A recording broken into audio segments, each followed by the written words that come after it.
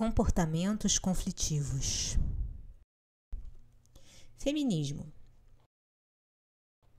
A ânsia de liberdade encontra-se íncita no ser humano, por constituir-se uma das leis da vida.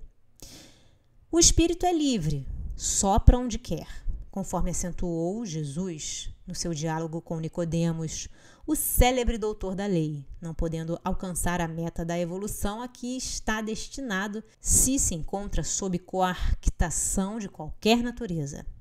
A lei de liberdade de pensamento, de palavra e de ação é conferida ao ser humano que, da maneira como a utilize, será responsabilizado pela própria consciência que reflete o divino pensamento.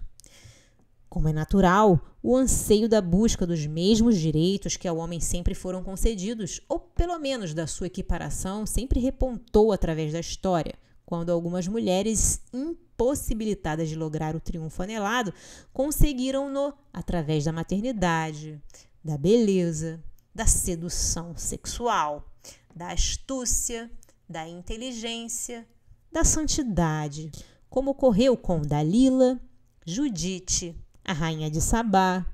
Cleópatra, Maria de Nazaré, Teodósia, Teodora, Santa Teresa d'Ávila e as pioneiras nas ciências, na filosofia, nas artes, nas religiões. Elas e muitas outras abriram o espaço para o respeito de que são credoras todas as mulheres, encontrando maior ressonância, em face do desenvolvimento cultural do século passado, no movimento denominado feminismo. A ideia feliz, iniciada por verdadeiras heroínas que foram imoladas umas, outras execradas e perseguidas, encontrou vultos de alta magnitude que reuniram a inteligência ao sentimento, demonstrando que a fragilidade orgânica, de forma alguma, tem a ver com a ausência de valores administrativos, de conhecimentos gerais, de especificidade tecnológica. Missionárias que lutaram contra a intolerância destacaram-se em diversos períodos históricos, afirmando que a biologia não é fatalidade na definição da capacidade mental e cultural, quebrando as primeiras cadeias da intolerância.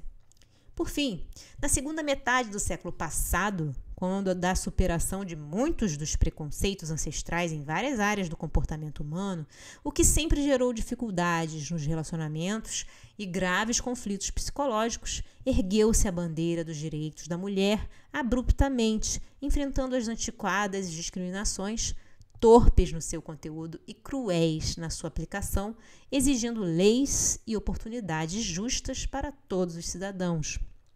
Como é compreensível, a rebelião sexual foi o estopim que produziu o grande impacto social em relação às mulheres insatisfeitas e infelizes, graças aos impositivos da ignorância e da perversidade, após os relatórios HIT, demonstrando quanto a mulher era objeto do erotismo, das aberrações masculinas, desrespeitada nos seus sentimentos, sem o menor direito às sensações da afetividade e do conúbio físico, ao mesmo tempo desvelando os inúmeros conflitos masculinos disfarçados no machismo vergonhoso.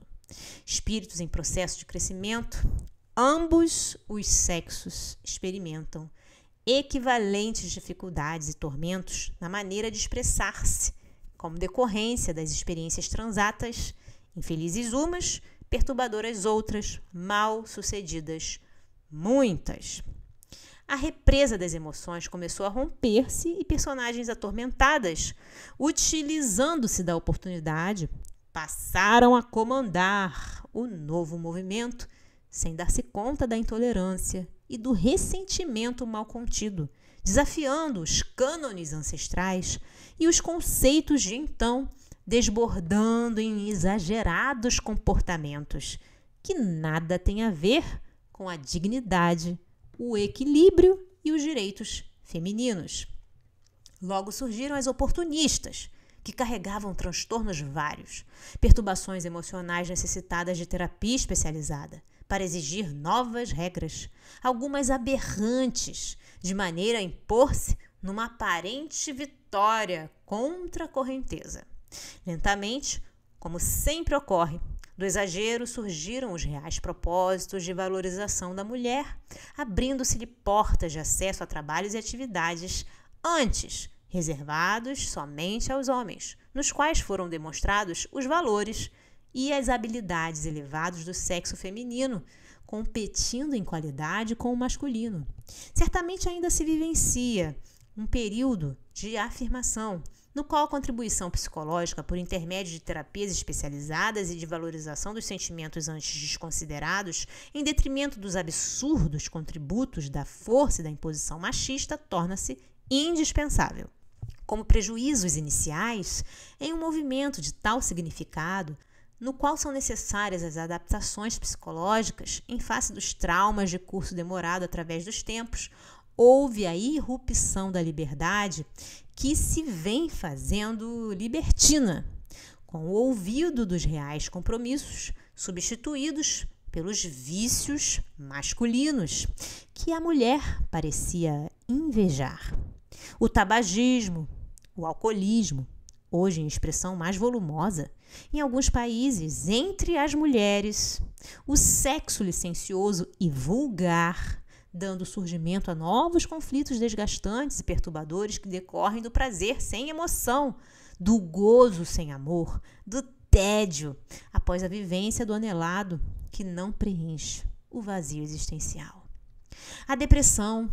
a síndrome do pânico e outros conflitos substituem os anteriores da timidez, do medo, da discriminação a estes, muitas vezes, somando, demonstrando que algo não está funcionando como seria de desejar. Ocorre que a mulher é essencialmente mãe, em face da sua constituição biológica e psicológica, forte e frágil na estrutura emocional, vigorosa e meiga por imposição evolutiva, não se devendo furtar ao ministério da procriação. A necessidade, porém, de autoafirmação,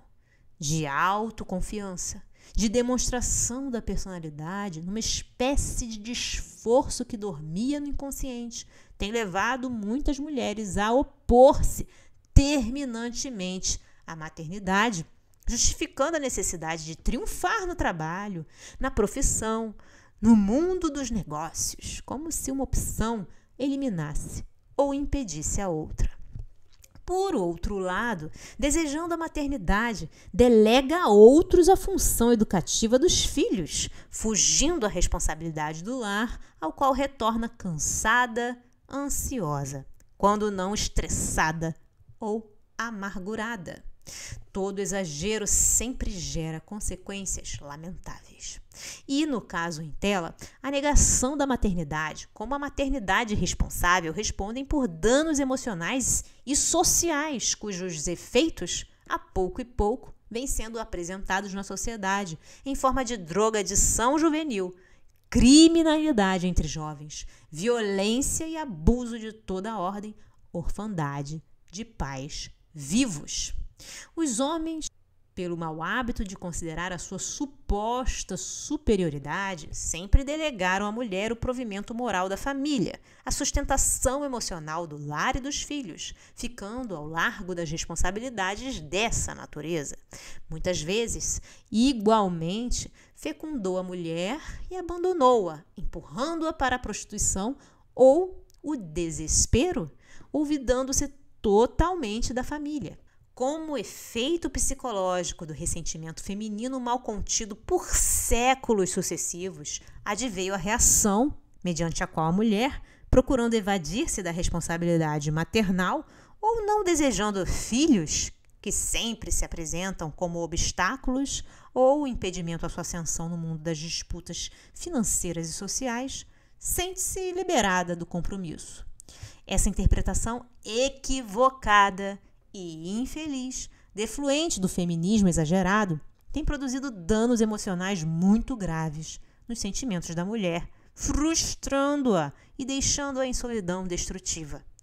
Cabe seja revista a situação do feminismo de Revide, Por quê? A organização genésica da mulher estruturalmente não está capacitada para as experiências múltiplas do sexo sem amor, sem responsabilidade, conforme sempre foi imposta àquelas que têm sido empurradas para os prostíbulos e as casas de perversão e de indignidade humana, como escravas das paixões acelvajadas de psicopatas aturdidos sedentos de gozo animalizado. O direito à liberdade de ação, de deliberação e escolha no lar e na sociedade é conquista que a mulher adquiriu e que não pode ser confundida com arrogância nem procedimentos de confrontos, nos quais os conflitos interiores predominam em fugas inúteis que surgem como soluções apressadas e que não resolvem o grande problema dos relacionamentos humanos, sejam nas parcerias afetivas ou noutras quaisquer.